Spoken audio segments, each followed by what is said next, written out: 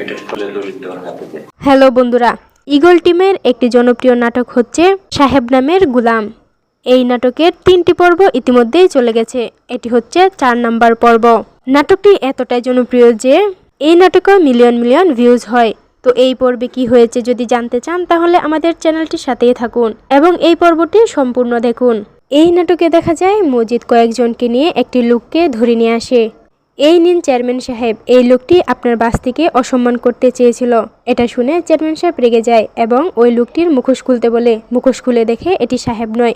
তখন মজিদদের উপরে চেয়ারম্যান সাহেব আরও বেশি রেগে যায় এবং তার ভাস্তি এবং তার বোনকে বাড়ি থেকে বের হয়ে যেতে বলে।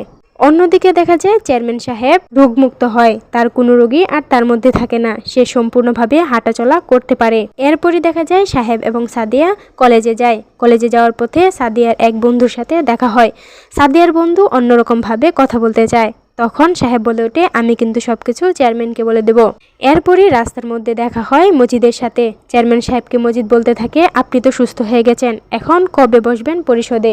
তারপর চেয়ারম্যান সাহেব বলে, আজকে থেকেই বসবো।